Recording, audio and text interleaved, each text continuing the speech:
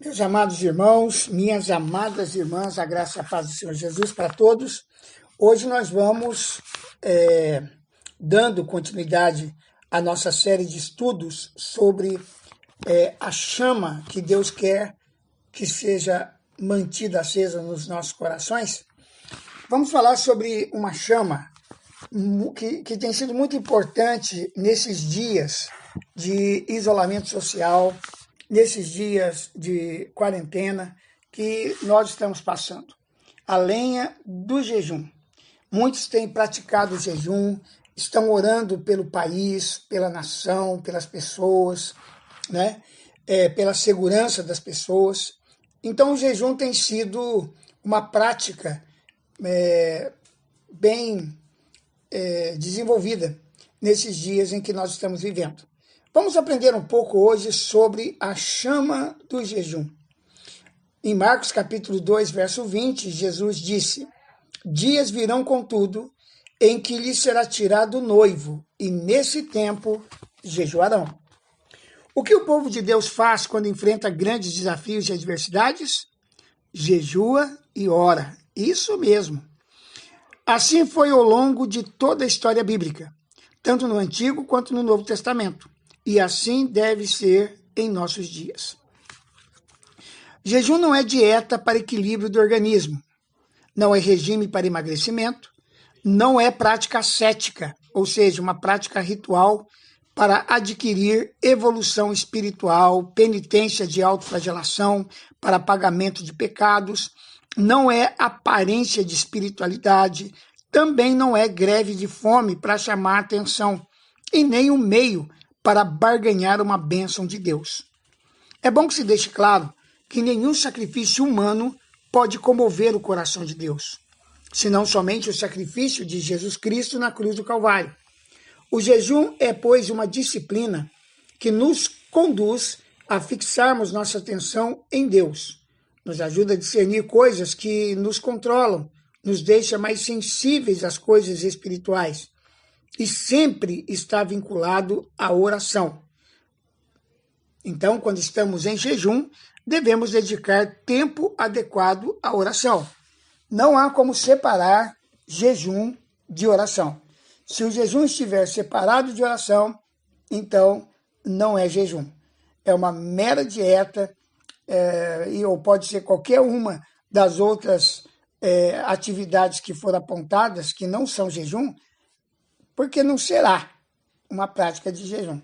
Temos que jejuar e orar. A Bíblia nos traz inúmeros motivos para realizarmos jejum. O jejum pode ser feito como sinal de arrependimento, e é isso que Daniel fez lá na Babilônia, de acordo com Daniel 9,18, né? Então, o jejum é uma prática de arrependimento. Também o jejum pode ser sinal de luto. Nós vamos encontrar em 1 Samuel 31:13, 2 Samuel 1:12, 3:35, o jejum como uma prática de luto. Então, para o povo de Israel, quando alguém morria, era normal que eles jejuassem, lamentassem pela morte do ente querido. O jejum também, ele pode ser feito para acompanhar o momento de intercessão. E isso nós vemos em 2 Samuel 12, 15 a 23. Então, o jejum, nesse caso, quando uma intercessão é muito forte, alguma coisa que exige muita comunhão, intimidade com Deus, costuma-se praticar o jejum como uma forma de acompanhar a intercessão. Também em tempo de grande batalha, né, um dos textos mais tremendos sobre a associação do jejum com a batalha, segundo Crônicas 20, versículo 3, quando o rei Josafá convoca todo o povo para jejuar e orar, as crianças, todo mundo vão jejuar e orar para que houvesse vitória contra os inimigos que vinham contra Israel. E ao ler o texto você vai perceber, né, todo o capítulo 20 de 2 Crônicas, que Deus realmente concedeu uma grande vitória para eles por causa do jejum, da oração e também do louvor, que foi associado ali como uma arma de guerra para estabelecer a vitória.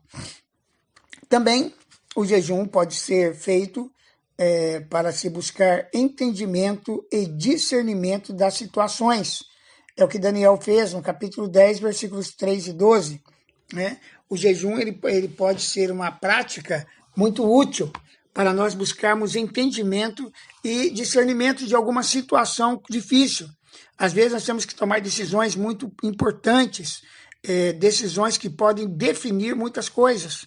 Então, nesse tempo, nos retiramos para jejuar e orar e buscar em Deus o entendimento e o discernimento desta situação.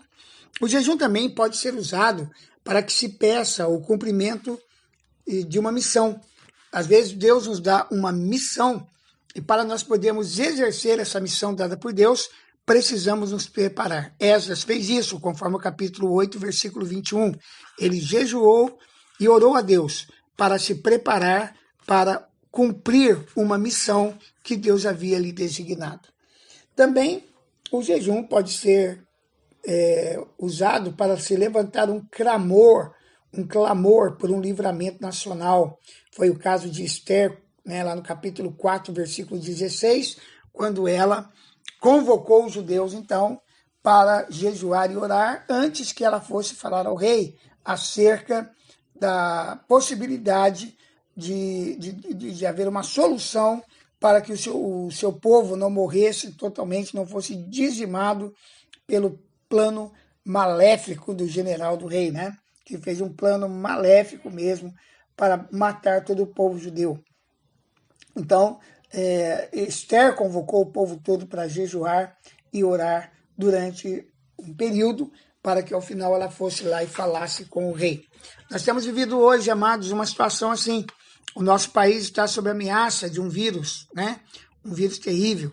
E nós precisamos estar orando e jejuando ao Senhor.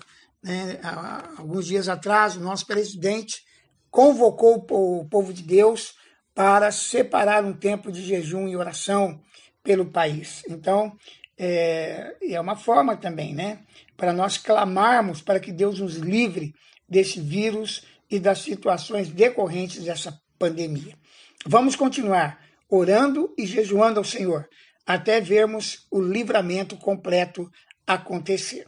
O jejum também pode ser usado em um momento de intercessão por doentes. Salmo 35, 13 nos mostra isso. Podemos orar e jejuar para buscar de Deus, né, a manifestação do teu poder para que haja cura na vida de uma pessoa ou de mais pessoas. Estamos orando e jejuando pela cura de muitas pessoas que já foram, que o teste, né, para o coronavírus já deu positivo. Né? Algumas pessoas nós oramos. Recentemente estivemos orando por um conhecido nosso que mora na Inglaterra. E a esposa enviou, ele é cunhado de uma das nossas pastoras.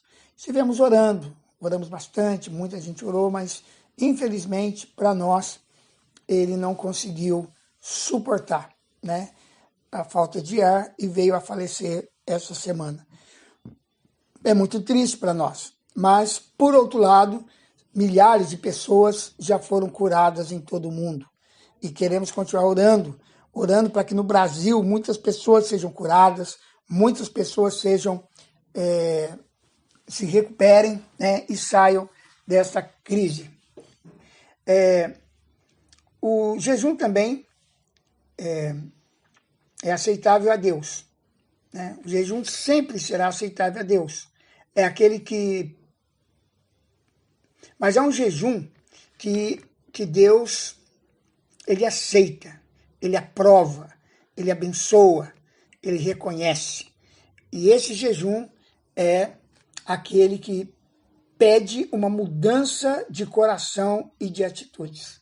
Isaías 58, 3 e 7, ele vai nos trazer uma descrição desse jejum que agrada a Deus. Vale a pena você ler lá mais tarde.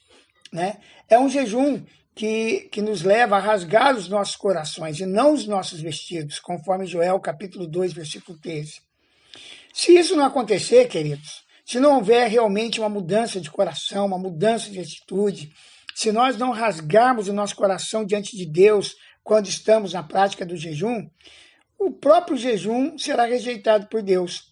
É o que Deus diz em Jeremias 14:12 e Zacarias 7:5. Então há um jejum que Deus rejeita. É aquele jejum que não provoca uma mudança de atitude. É um jejum que não nos leva a uma condição de arrependimento de pecados, de reconhecimento do nosso pecado. Então, se vamos jejuar da maneira que agrada o coração de Deus, sabendo que Deus aceitará o nosso jejum e responderá ao clamor do nosso coração. Que a igreja brasileira continue nessa prática poderosa de jejum e oração. Em breve, veremos a resposta do nosso Senhor e veremos o nosso país livre desta pandemia. É nisso que cremos e por isso oramos em nome de Jesus. Amém? Bom, como essa chama do jejum é uma chama muito forte e muito necessária, nós vamos continuar a falar sobre jejum na nossa próxima mensagem, ok? Então aguarde que em breve estaremos mandando um outro áudio ainda, falando um pouco sobre como jejuar, né?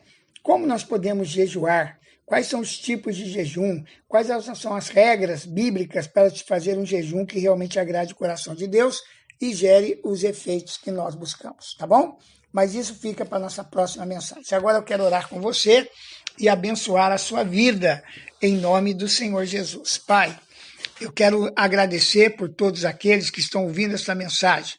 Estamos falando, assim, em poucas palavras, de uma maneira bem objetiva, sobre um assunto muito importante e que demandaria horas de ensinamento. O jejum é uma das práticas mais poderosas do reino de Deus. E eu oro para que todos aqueles que ouvem a nossa mensagem possam realmente levar a sério a prática do jejum. Há pessoas que nem acreditam que o jejum tem algum efeito espiritual, mas a tua palavra nos garante que sim. E jejuar e orar é uma forma de nós cumprirmos vários objetivos importantes que o Senhor mesmo determinou na tua palavra. Eu oro em favor de todos aqueles que me ouvem, que o Senhor os guarde, os proteja. Estamos vivendo um tempo de pandemia, uma situação que realmente é perigosa, mas nós contamos com a tua proteção. Que o Senhor guarde cada casa, cada família, cada pessoa que estiver ouvindo esta mensagem. Ó Deus, e que nós possamos nos dedicar realmente à oração e jejum em prol dos nossos irmãos, dos nossos parentes, de amigos, de pessoas que habitam nesse país e que poderão receber uma forte proteção do Senhor através do nosso jejum e das nossas orações. Obrigado por tudo, que o Senhor continue guardando e protegendo cada um dos meus amados irmãos e irmãs. Eu lhe peço isso e desde já te agradeço em nome de Jesus. Amém. Forte abraço para você, meu querido, e até o nosso próximo encontro. Em breve estaremos enviando para você a continuação deste ensinamento sobre jejum e oração. Que essa chama continue queimando no seu coração.